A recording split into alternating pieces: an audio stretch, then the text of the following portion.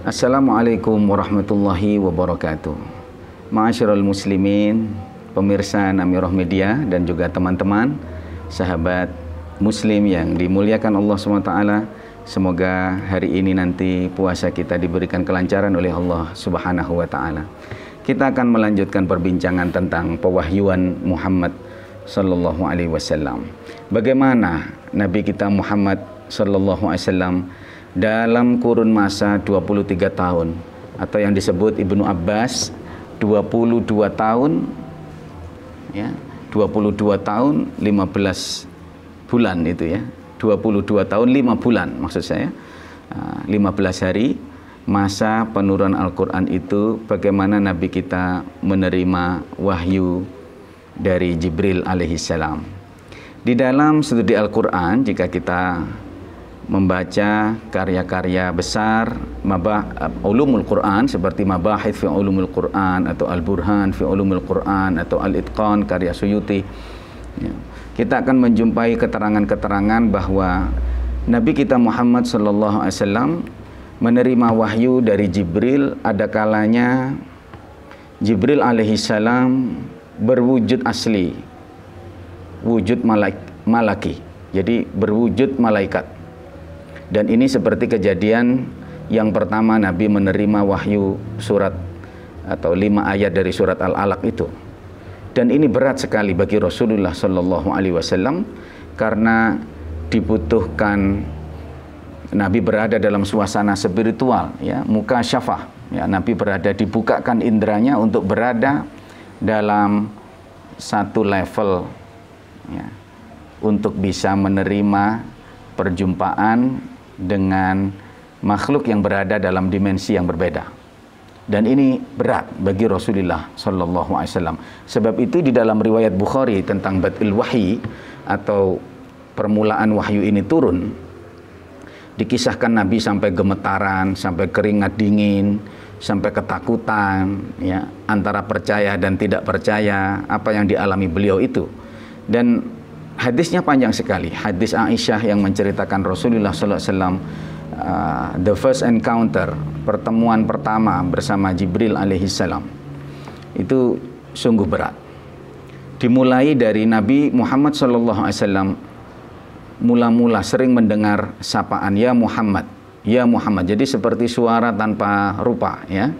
Seperti bisikan-bisikan ya, bahwa engkau adalah Rasulullah, engkau adalah dimulai dari sana hingga betul-betul Nabi Muhammad SAW menerima wahyu di malam Ramadan, di salah satu malam Ramadan itu ya. Ma'asyiral muslimin, perlu diketahui bahwa Nabi kita Muhammad SAW ini punya kebiasaan tahannus atau bertapa di gua, dan itu bukan kali yang pertama. Jadi perlu diketahui bahwa Nabi kita Muhammad SAW sering menyepi di gua Hira atau di Jabal Nur itu ya, itu beberapa tahun ya.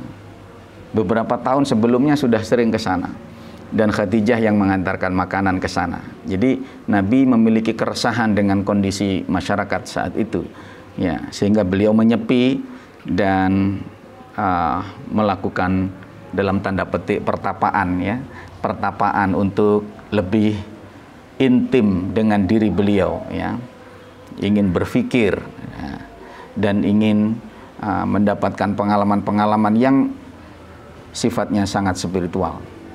Dan ini adalah moda yang pertama atau jenis yang pertama, pewahyuan yang pertama. Kalau kita ingat-ingat di awal-awal perbincangan kita tentang fenomena pewahyuan, ini bagian dari zahirah Qur'aniyah atau fenomena pewahyuan yang dialami oleh Rasulullah sallallahu alaihi wasallam, yaitu ketika beliau harus berpindah ya, mengalami transisi dari kondisi beliau yang normal kemudian masuk dalam dimensi yang wallahu a'lam secara spiritual siap untuk menerima atau mengalami perjumpaan dengan malaikat. Ini saya katakan ini adalah kondisi yang berat ya. Kadang-kadang beliau dikisahkan ya di dalam Zahirah Qur'aniyah, kalau kita baca di dalam Ulumul Quran, buku-buku tentang studi Al-Quran, beliau kadang-kadang berkeringat ya, padahal saat itu musim dingin. Dan bagi yang sudah haji atau umroh, ya, bisa merasakan ya bagaimana dinginnya Mekah dan Madinah saat itu. Tidak mungkin orang berkeringat itu. Tapi Rasulullah SAW suatu hari atau bahkan beberapa kali beliau berkeringat ya, pada saat musim dingin. Kadang-kadang beliau naik onta dan onta itu tiba-tiba terduduk karena tubuh beliau memberat gitu ya. Ketika beliau mengalami suasana spiritual, berada dalam kondisi di mana beliau berpindah dari dimensi fisis yang seperti ini ya menuju pada dimensi yang boleh kita bilang dimensi yang berbeda karena dia berjumpa dengan malaikat itu. Ma'asyiral muslimin, ada moda perwahyuan atau bentuk pewahyuan yang lain, yaitu ketika Nabi Muhammad SAW menjumpai Jibril dengan cara Jibril yang berwujud manusia. Dan ini lebih mudah dan lebih sering. Bahkan para sahabat radhiyallahu ta'ala anhum sering atau beberapa kali ya dalam tanda petik bertemu dan bisa melihat Jibril alaihissalam.